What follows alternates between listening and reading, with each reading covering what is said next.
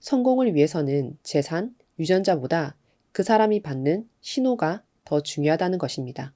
왜 누군가는 꾸준히 끝까지 해내고 누군가는 포기하게 되는 걸까요?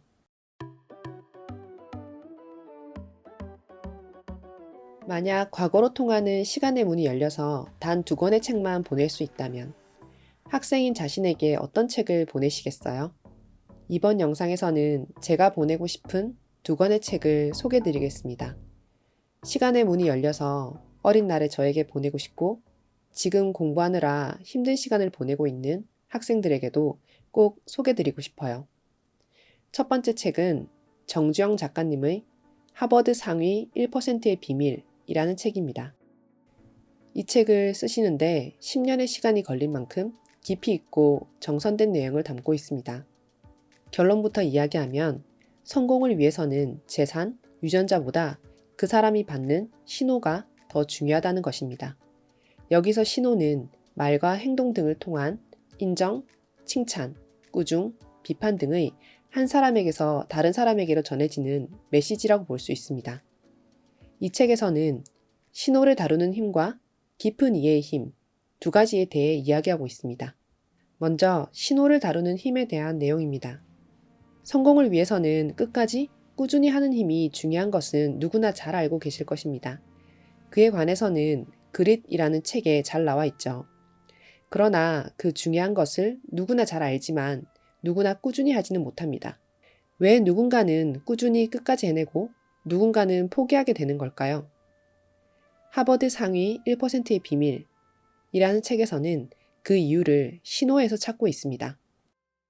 공부를 못하는 학생은 공부를 못한다는 신호를 받고 있고 공부를 잘하는 학생은 그 반대라는 겁니다. 실제로 공부를 못한 학생에게서 공부를 못한다는 신호를 차단했을 때 성적이 뛰어오른다는 연구 결과를 보여줍니다. 부정적인 신호가 왜 실제적인 영향력을 가지는 걸까요? 이는 자신에 대한 부정적인 생각을 억누르는데 상당한 작업 기억력을 소모하기 때문입니다. 작업 기억력이 좋을수록 공부를 잘할 수 있는데 못한다는 신호 때문에 자신도 모르는 사이에 그 열등감과 싸우느라 상당한 정신적 자원을 낭비하고 있기 때문입니다. 아이들의 성적이 올랐으면 하는 마음에 하는 꾸중과 비판이 가져오는 결과가 이것이라니 정말 슬프죠. 다음으로 깊은 이해의 힘은 존 돌턴의 말로 요약할 수 있습니다. 천재란 없습니다. 만일 세계가 가치 있다고 주목하는 어떤 결과물을 누군가 만들어냈다면 그것은 순전히 실용적인 목표 하나만을 끈질기게 추구한 노력에 의한 것입니다. 책에서는 재능이 아니라 지속적이고 깊은 노력의 중요성을 이야기하고 있는 것이죠. 정리해보면 우리가 공부를 잘하고 싶고 성과를 내고 싶을 때 가장 먼저 필요한 것은 부정적인 신호를 차단하는 것입니다. 그리고 지속적으로 노력을 하는 것이죠. 그 지속적인 노력을 계속할 수 있도록 가르쳐주는 책이 바로 2번째 책 마인드셋입니다. 우리의 자녀들이 기꺼이 도전하고 실패를 딛고 이겨내는 사람이 되기를 바란다면 꼭 추천하는 책입니다. 마인드셋은 마음가짐 또는 사고방식 등으로 풀이할 수 있겠는데요.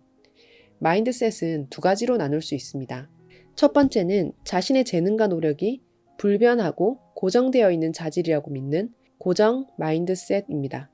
2번째는 자신의 재능과 능력이 발전될 수 있다고 믿는 성장 마인드셋입니다. 고정 마인드셋은 아무리 노력한다고 해도 자질을 바꿀 수 없다고 여깁니다. 연구 결과 고정 마인드셋은 사람들의 성공을 제한합니다. 도전과 실패를 두려워하게 만들고요. 왜냐하면 도전과 실패는 자신의 능력이 가진 결함을 드러내고 그 결함이 영구적이라고 생각하기 때문입니다. 아무리 노력해도 고칠 수 없다면 감추고 숨겨야 된다고 보는 것이죠. 이에 반해 성장 마인드셋은 부단한 노력, 훌륭한 전략, 다른 사람의 지원과 도움을 통해 현재의 능력 수준을 높일 수 있다. 그리고 누구나 자신의 재능을 성장시킬 수 있다고 믿습니다. 도전이 능력을 키워준다고 보기 때문에 위험을 무릅쓰면서 도전에 나서고 실패해서 회복하는 속도도 빠릅니다. 현재의 실패가 미래의 잠재력까지 낮추는 것이 아니며 성공의 디딤돌이 된다고 봅니다. 우리의 사고방식은 누구나 고정 마인드셋과 성장 마인드셋을 함께 가지고 있다고 합니다. 한 사람 안에서도 운동, 예술, 공부 등 각 분야별로 다른 마인드셋을 가지고 있고요. 우리는 이 마인드셋을 나에 관계없이 학습할 수 있고 선택할 수 있습니다. 어떤 마인드셋을 가지냐에 따라 다른 결과를 가져올 수 있고요. 각 마인드셋이 가지고 오는 결과를 보면 우리와 우리 아이들에게 키워줘야 할 것은 성장 마인드셋이라는 것을 알 수 있습니다. 마지막으로 어떻게 하면 성장 마인드셋을 키울 수 있을지 알아보고 끝내도록 하겠습니다. 우리들이 그리고 아이들이 뭔가에 성공했을 때 능력이 아닌 과정, 즉 노력과 전략에 대해 칭찬을 하면 됩니다. 과정에 대한 집중과 칭찬은 고정 마인드셋이 가진 열심히 노력한다는 것이 자신을 약하게 만든다는 잘못된 생각에서 성장 마인드셋의 방향인 열심히 노력하는 것이 자신을 똑똑하게 만들어준다는 생각으로 변화하게 만듭니다. 이렇게 성장 마인드셋을 가지면 현재의 상태에 갇히지 않고 배우기 위해 더 노력하고 평생 성장하는 사람이 될 수 있습니다. 여러분의 노력을 응원합니다. 감사합니다.